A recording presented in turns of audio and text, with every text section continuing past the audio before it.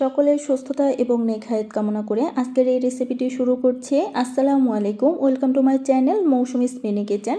আজকে আমি তৈরি করে দেখাবো দুধ, ডিম, ময়দা ছাড়াই শুধুমাত্র আটা দিয়ে একদম সফট তুলতুলে গোলাপের বনরুটি। আশা করছি এই রেসিপিটা আপনাদের কাছে ভালো লাগবে আর আমি একদম সহজভাবে তৈরি করে দেখাবো। আপনারাও যদি এরকম পারফেক্ট তুলতুলে বনরুটি বানাতে চান তাহলে প্লিজ এই ভিডিওটি স্কিপ করবেন না, একদম শেষ পর্যন্ত কন্টিনিউ করবেন। এই রেসিপি তৈরি করার জন্য প্রথমে আটা দিয়ে একটা ডো তৈরি করতে হবে। এই জন্য একটা বাটিতে আমি 1.5 কাপ আটা দিয়ে দেব। আপনাদের প্রয়োজন অনুসারে আপনারা কমিয়ে অথবা বাড়িয়ে দিয়ে দিতে পারেন, সেক্ষেত্রে উপকরণগুলো কমিয়ে বাড়িয়ে দিতে হবে। 1 চা চামচ ইস্ট দিয়েছি, স্বাদ মতো লবণ, আর দিয়ে দেব 1/4 কাপের মতো চিনি। চিনিটা আপনাদের টেস্ট অনুযায়ী দিয়ে দেবেন। দিয়ে দিয়েছি 2 টেবিল চামচ পরিমাণ রান্নার তেল। তেলের সাথে শুকনো উপকরণগুলো খুব ভালোভাবে মাখিয়ে নিতে হবে। মাখানোর একটা পর্যায়ে এসে যখন দেখবেন যে হাত দিয়ে প্রেস করলে এগুলো বলের মতো হয়ে যাচ্ছে, আবার হালকা হাতে প্রেস করলে এগুলো ঝুরঝুরে হয়ে যাচ্ছে, তখনই বুঝতে হবে যে এগুলো মাখানো হয়ে গেছে। এবার কুসুম গরম পানি দিয়ে একটা নরম ডো তৈরি করে নিতে হবে। পানি একবারে দিয়ে দেওয়া যাবে না, আমি অল্প অল্প করে পানি দিয়ে এই ডোটাকে মাখিয়ে নিচ্ছি। হাতে সহ্য করা যায় এরকম পানি দিতে হবে। আমি কিভাবে এই কাজটা করছি খেয়াল করলেই হয়তোবা বুঝতে পারবেন। অল্প অল্প করে পানি দিয়ে নরম একটা ডো তৈরি করে নেব। নরম একটা ডো তৈরি হয়ে গেছে। এইবার কিন্তু হাতে এই ডোটা অনেক লেগে লেগে আসবে, তো তারপরেও কিন্তু এটাকে আমি 5 থেকে 7 মিনিট মাখিয়ে নিয়েছি। 5 থেকে 7 মিনিট মাখানোর পর এই ডোটা অনেক ফ্লাফি হয়ে গেছে। এই পর্যায়ে আমি হাতটা পরিষ্কার করে নেব। হাত পরিষ্কার করে নেওয়ার পর হাতে অল্প একটু তেল মাখিয়ে নিয়েছি। এবার আবারও আমি খুব ভালোভাবে এই ডোটাকে মাখিয়ে নেব। স্মুথ একটা ডো তৈরি করতে হবে। মাখানোর কাজটা কিন্তু খুব ভালোভাবে করতে হবে, তাহলে এই বনরুটিগুলো একদম সফট হবে আর তুলতুলে হবে। আমি কিভাবে এই কাজটা করছি খেয়াল করলে হয়তো বুঝতে পারবেন। যখন দেখবেন যে এই ডোটা হাতে লেগে আসছে তখনই কিন্তু তেলটা নিয়ে নিতে হবে আর এভাবে একটা স্মুথ ডো তৈরি করে নিতে হবে। আমি দেখিয়ে দিচ্ছি এই ডোটা কেমন হয়েছে। একদম নরম একটা ডো হয়েছে আর নরম করেই কিন্তু এই ডোটা তৈরি করে নিতে হবে। এবার একটা প্লাস্টিকের র্যাপার দিয়ে আমি র্যাপিং করে রেখে দেব 2 ঘন্টার জন্য। 2 ঘন্টা রেখে দিলেই এনাফ। তো এবার আমি উপর থেকে একটা তয়লা দিয়ে দিব, যেন ভিতর থেকে বাতাসটা বের হয়ে আসতে না পারে বা বাহির থেকেও কোনো বাতাস ভিতরে যেতে না পারে। এইভাবে আমি 2 ঘন্টায় রেখে দেব। ফিরে এলাম 2 ঘন্টা পর। 2 ঘন্টা পর মাশাআল্লাহ এই ডোটা ফুলে ডাবল হয়ে গেছে, তার মানে ইস্ট অ্যাক্টিভ হয়ে গেছে। আপনাদের যদি 2 ঘন্টায় ইস্ট অ্যাক্টিভ না হয় সেক্ষেত্রে আপনারা বেশি সময় রেখে দিতে পারেন, তবে 2 ঘন্টা রেখে দিলেই এনাফ। তো এবার আমি হাত দিয়ে এই ডোটাকে মাখিয়ে নেব। যখন দেখলাম যে হাতে আটাগুলো লেগে যাচ্ছে তখন হাতে আমি অল্প একটু তেল নিয়ে নিলাম আর এইভাবে আমি মাখিয়ে নেব, ভিতরে যেন কোনো বাতাস না থাকে বা বাবলস না থাকে। খুব ভালোভাবে মাখিয়ে নিতে হবে। আমি আবারও বলছি, যত ভালোভাবে এই ডোটা মাখিয়ে নেবেন আপনার বনরুটিগুলো তত বেশি সফট হবে। এবার আমি কয়েকটা ভাগে এই আটাটুকু কেটে নিচ্ছি বা এই ডোটা কেটে নিচ্ছি। আমি এখানে 4টা ভাগে ভাগ করে নিলাম। এবার এই ডোটাকে আমি সুন্দর মতো একটা রাউন্ড শেপ দিয়ে নেব। আমি যেইভাবে এই কাজগুলো করছি স্টেপ বাই স্টেপ ফলো করলে আপনাদেরও একদম পারফেক্টভাবে বনরুটি তৈরি করে নিতে পারবেন। আর আমি সহজভাবেই কিন্তু এই বনরুটির রেসিপিটা আপনাদের সাথে শেয়ার করছি। আপনাদের কাছে কেমন লাগলো কমেন্ট করে কিন্তু জানিয়ে দিতে পারেন।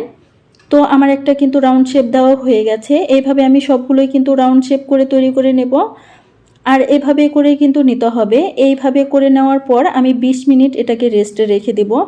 একটা প্লেট দিয়ে আমি ঢেকে রেখে দেব 20 মিনিটের জন্য। ফিরে এলাম 20 মিনিট পর। 20 মিনিট পর এটা অনেক বেশি অ্যাক্টিভ হয়ে গেছে, আবারও কিন্তু এটা ফুলে ডাবল হয়ে গেছে।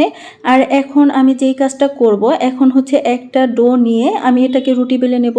আপনারা যদি 20 মিনিট এটা রেস্টে না রাখেন সেক্ষেত্রে কিন্তু রুটিটা বেলে নিতে অনেক বেশি কষ্ট হবে। আর 20 মিনিট পর দেখেন কি সুন্দর সফট হয়ে গেছে। এখন কিন্তু রুটিটা বেলে নিতে তেমন কোনো কষ্টই হচ্ছে না, একদম সফট একটা ডো। এই ডোটা একদম সহজেই কিন্তু রুটিটা বেলে নিতে পারছি। খেয়াল করলে হয়তোবা বুঝতে পারছেন আমি এইখানে একটু স্কিপ করিনি, একদম সম্পূর্ণ ভিডিওটাই আপনাদের সাথে তুলে ধরেছি যেন আপনারা বুঝতে পারেন। আর আপনারা যদি রেস্টে না রাখেন সেক্ষেত্রে কিন্তু এই রুটিটা চারপাশ থেকে চেপে চেপে আসবে, আপনাদের অনেক বেশি কষ্ট হবে রুটিটা বেলে নিতে। তো চেষ্টা করবেন 20 মিনিট রেখে দেওয়ার জন্য। আর আমি দেখিয়ে দিচ্ছি এই রুটির পুরুত্ব কতটুকু হবে। একদম পাতলা করে এই রুটিটা বেলা যাবে না। আমার কিন্তু রুটিটা বেলা হয়ে গেছে। এবার একটা কুকি কাটার দিয়ে এগুলোকে আমি কেটে নেব। তো গোলাপ ফুল পিঠার রেসিপি কিন্তু আমার চ্যানেলে আরও একটা দেওয়া আছে, আপনারা চাইলে কিন্তু সেটাও দেখে আসতে পারেন। তো এইভাবে আমি কুকি কাটার দিয়ে কেটে নিয়েছি এবং সাইডের অংশগুলো ছাড়িয়ে নিচ্ছি। এগুলো কিন্তু ফেলে দেব না, আবারও কিন্তু এগুলো দিয়ে রুটি বানিয়ে এভাবে কেটে নেব। তো এখন আমি দেখিয়ে দিচ্ছি আমি কিভাবে গোলাপ ফুল পিঠা তৈরি করি। একদম সহজভাবে কিন্তু আমি গোলাপ ফুল পিঠা তৈরি করব, আর এটা দেখতে এত বেশি সুন্দর হয় আপনারা দেখলেই বুঝতে পারবেন।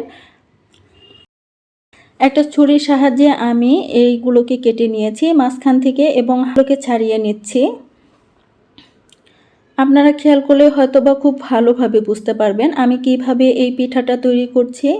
আরও কয়েকটা রেসিপি আমার চ্যানেলে দেওয়া আছে, আপনারা চাইলে সেগুলোও দেখে আসতে পারেন। আর ডেসক্রিপশন বক্সে আমি লিঙ্কগুলো দিয়ে রাখবো আপনাদের সুবিধার জন্য। একটা একটা করে পাপড়ি আমি অ্যাড করে দেব গোলাপ ফুল পিঠায়। আর সেখানে কিন্তু আমি অনেকভাবেই গোলাপ ফুল পিঠা তৈরি করে দেখিয়েছি, আপনাদের যেইভাবে সুবিধা হয় আপনারা সেইভাবেই তৈরি করে নিতে পারেন। তো আমার কাছে মনে হয়েছে এইভাবে ভালো, সেজন্য আজকে আমি একটা পদ্ধতিতেই গোলাপ ফুল পিঠা তৈরি করে দেখাচ্ছি। একদম সহজভাবেই কিন্তু তৈরি করে দেখাচ্ছি। একটা একটা করে পাপড়ি লাগাবো, আর এই জয়েন্টগুলো কিন্তু খুব সুন্দরভাবে সিল করে দিতে হবে যেন ভেজে নেওয়ার সময় খুলে না যায়।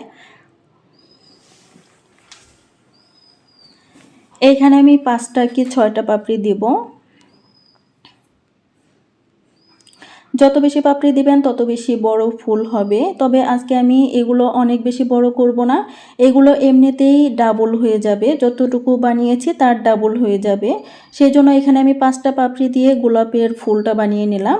মাশাআল্লাহ দেখতে অনেক বেশি সুন্দর হয়েছে, আর আপনারা দেখে নিশ্চয়ই বুঝতে পারছেন এই ফুলটা বানানো কতটা সহজ, আর দেখতেও কিন্তু অনেক বেশি সুন্দর। তো একটা পিঠা কিন্তু তৈরি হয়ে গেল। আপনারা এই পিঠাটার পাপড়ি যখন লাগাবেন তখন খুব সুন্দরভাবে সিল করবেন যেন খুলে না আসে। মাশাআল্লাহ আমার একটা গোলাপ ফুল পিঠা তৈরি হয়ে গেছে। এই ফুলটা দেখতে অনেক বেশি সুন্দর লাগছে। সৌন্দর্য বাড়ানোর জন্য আমি উপর থেকে তেল দিয়ে দেবো, এই জন্য পানি দিয়ে দিচ্ছি। পানি দিয়ে আমি তেলটাকে খুব সুন্দর করে সেট করে নেব। উপর থেকে আমি তেল দিয়ে দিলাম, তেল দিলে কিন্তু পিঠাটা খেতে ভালো লাগবে আর দেখতেও কিন্তু অনেক বেশি সুন্দর লাগবে। তবে আপনাদের হাতের কাছে সাদা তেল না থাকলে সেক্ষেত্রে স্কিপ করতে পারেন, তবে দিলে ভালো। আর আমি কিভাবে এই তিলটা সেট করে নিলাম খেয়াল করলে হয়তোবা আপনারা বুঝতে পেরেছেন। মাশাআল্লাহ এই পিঠাটা দেখতে অনেক বেশি সুন্দর লাগছে। এখন আমি এই পিঠাটা সাইড করে রেখে দেব, আবারও কিন্তু রেস্টে রেখে দেব। এই পিঠাগুলো সাথে সাথেই কিন্তু ভেজে নেওয়া যাবে না। যখন দেখবেন যে এই পিঠাগুলো আবারও ফুলে ডাবল হয়ে গেছে তখনই কিন্তু এগুলো ভেজে নিতে হবে। এইভাবে কিন্তু আমি আরও একটা পিঠা তৈরি করে দেখিয়ে দিচ্ছি। আর আমি সবগুলো রুটি বেলে সবগুলো কিন্তু এইভাবে মাঝখান দিয়ে কেটে নিয়েছি যেন আমার পিঠাগুলো তৈরি করতে অনেক বেশি সুবিধা হয়। একটা একটা করে পাপড়ি লাগাচ্ছি আর খুব সুন্দর করে সিল করে দিচ্ছি। আপনারা একটু খেয়াল করবেন তাহলেই কিন্তু খুব ভালোভাবে বুঝতে পারবেন। আমি একদমই সহজভাবে আমার এই রেসিপিটা তৈরি করে দেখানোর চেষ্টা করেছি, আশা করছি আপনাদের কাছে অনেক সহজ এবং ভালো লাগবে। তো আমি কিভাবে এই পিঠাগুলো তৈরি করছি আপনারা তো বুঝতেই পারছেন, এখানে বলে বোঝানোর মতো কিছু নেই, দেখলেই বুঝতে পারবেন। শেষে যে পাপড়িটা আমি লাগালাম সেটা কিন্তু পানি দিয়ে সিল করে লাগিয়ে দিলাম যেন ভেজে নেওয়ার সময় খুলে না যায়। এবার আমি পাপড়িগুলো হাত দিয়ে খুব সুন্দর করে ছড়িয়ে ছড়িয়ে দেব যেন ফুলটা দেখতে ভালো লাগে। আমি আগে যেইভাবে পিঠাটা তৈরি করেছি সেম প্রসেসে এই পিঠাটাও কিন্তু তৈরি করে নিলাম। এখন সৌন্দর্য বাড়ানোর জন্য উপর থেকে আমি তিলটা দিয়ে দিব। আপনারা যদি আমার চ্যানেলে একদমই নতুন হয়ে থাকেন তাহলে রিকোয়েস্ট করব রেসিপি ভালো লাগলে আমার চ্যানেলটা সাবস্ক্রাইব করে দিতে পারেন, পাশে থাকা বেল বাটন অল করে রাখতে পারেন যেন পরবর্তী কোনো রেসিপি শেয়ার করার সাথে সাথেই নোটিফিকেশন পেয়ে যেতে পারেন। আর রেসিপিটি যদি ফেসবুক থেকে দেখেন তাহলে রিকোয়েস্ট করব রেসিপি ভালো লাগলে পেজটা ফলো দিয়ে দিতে পারেন, লাইক কমেন্ট শেয়ার করে অন্যদের দেখার সুযোগ করে দিতে পারেন। তো আমার দ্বিতীয় ফুলটাও তৈরি করা হয়ে গেছে, এইভাবে আমি সবগুলো ফুলই তৈরি করে নিয়েছি। প্রথমে যেই ফুলটা তৈরি করেছিলাম সেটা কিন্তু ফুলে ডাবল হয়ে গেছে। এবার আমি এগুলোকে ভেজে নেব। চুলায় কড়াই বসিয়ে দিয়ে আমি পরিমাণ মতো তেল দিয়ে দিয়েছি এবং তেলটা কুসুম গরম হলেই কিন্তু এখানে একটা গোলাপ ফুল পিঠা দিয়ে দিব। তেলটা অনেক বেশি গরম করা যাবে না, তাহলে কিন্তু এই পিঠাও উপর থেকে কালার চলে আসবে, ভিতরে সফট হবে না, তুলতুলে হবে না। পর্যায়ে চুলা রাসটা একদম লোতে রেখে দিতে হবে এবং চামিচ দিয়ে তেলটাকে উপরে দিয়ে দিতে হবে, তাহলে পিঠাটা খুব সুন্দরভাবে হবে। উপর থেকেও খুব সুন্দরভাবে হয়ে যাবে এবং নিচ থেকেও হয়ে যাবে। এইভাবে কয়েক মিনিট ভেজে নেওয়ার পর এটাকে আমি উল্টিয়ে পাল্টিয়ে দিব। পাল্টিয়ে সুন্দর একটা কালার আসা পর্যন্ত এটাকে আমি ভেজে নেব, এই ধরেন 3-4 মিনিটের মতো। তো খুব সুন্দর একটা কালার চলে এসেছে। আমি এখন একটা স্ট্রেনারের মাধ্যমে তেলটা ঝরিয়ে উঠিয়ে নেব। মাশাআল্লাহ, অনেক সুন্দর হয়েছে এই পিঠাটা। এইভাবে আমি সবগুলো পিঠাই কিন্তু তৈরি করে নেব। ব্যাস তৈরি হয়ে গেল এত অল্প উপকরণে, তাও আবার আটা দিয়ে সফট তুলতুলে গোলাপ বন রুটি। মাশাআল্লাহ, এগুলো দেখতে অনেক লোভনীয় লাগছে আর আলহামদুলিল্লাহ খেতেও মজা হয়েছে। রেসিপি ভালো লাগলে please step by step follow করে আপনারাও তৈরি করবেন এবং আপনাদের কেমন হয় কমেন্ট করে কিন্তু জানিয়ে দিবেন। এইভাবে যদি বাচ্চাদেরকে তৈরি করে দিতে পারেন, বাচ্চারা তো অনেক বেশি পছন্দ করবে এবং মজা করে খাবে। আমি একটা পিঠা মাঝখান থেকে ভেঙে দেখাচ্ছি, এটা কতটা সফট হয়েছে এবং কতটা তুলতুলে হয়েছে। আমি আসলে বোঝাতে পারছি না এটা কতটা সফট হয়েছে, আপনারা দেখেই হয়তো বা বুঝতে পারছেন। আপনারা একবার তৈরি করবেন এবং আপনাদের কেমন হয় কমেন্ট করে কিন্তু জানিয়ে দিবেন। আমি কিন্তু ভিডিওর একদম লাস্ট পর্যায়ে এসে পড়েছি। আপনারা যারা ভিডিওটি শেষ পর্যন্ত কন্টিনিউ করলেন এবং একটা লাইক দিতে ভুলে গেছেন, আপনারা প্লিজ একটা লাইক দিয়ে দিবেন এবং আপনাদেরকে অসংখ্য ধন্যবাদ জানাই আপনারা ভিডিওটি শেষ পর্যন্ত এসেছেন। যারা আমার চ্যানেলটি সাবস্ক্রাইব করেছেন এবং নিয়মিত চ্যানেলের সাথেই আছেন, আপনাদেরকেও অসংখ্য ধন্যবাদ জানাই। আজকের মতো এ পর্যন্তই, আবার হাজির হয়ে যাব নতুন রেসিপি নিয়ে। সেই পর্যন্ত সুস্থ থাকবেন, ভালো থাকবেন। আল্লাহ হাফেজ।